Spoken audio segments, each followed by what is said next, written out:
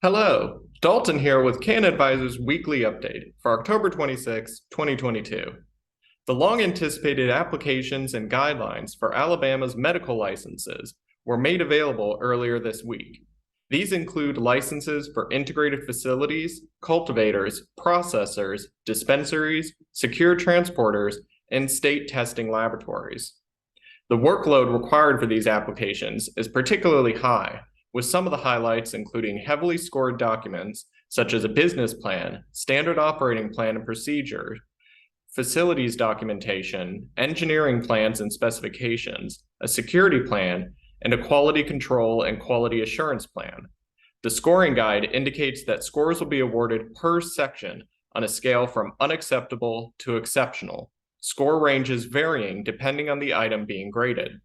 For example, a 100-point item, such as the tax compliance history, will need 81 to 100 points to be deemed exceptional, while a 50-point item, such as the employee handbook, will need 41 to 50 points for exceptional. The window opens to begin accepting license applications on October 31st, with the deadline for filing being December 30th. There will also be various fees, including a non-refundable application fee.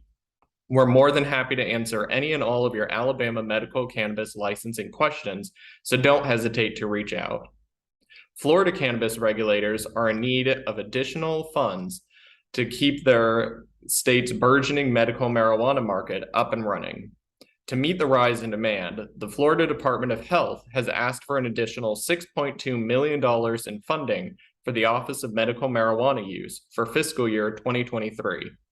We're also seeing that OMMU intends to award 23 additional licenses in the current fiscal year to address the growing number of registered patients, which is expected to reach over 889,000 by June 30th, 2023. If you're a New York card applicant, be sure to check your emails, including your spam folder, for requests for cure from the email address aucommunications@ocm.ny.gov. Documentation requested will need to be sent to this email address as soon as possible, with the due dates for requested material being in early November for most applicants. Check your emails and submit the requested documents ASAP. Card licenses will hopefully begin being awarded next month. This will pave the way for regulations and additional licenses to be awarded in New York State. Detroit, Michigan received 90 applications for its 60 currently offered adult use licenses. The city will be issuing a total of 160 licenses in 3 phases. The first round of licensing for Detroit may be closed, but it will not be the last time to apply. The high demand for the 60 available licenses speaks well to the general interest in the marketplace, with 40 of the 90 applications submitted being for equity applicants.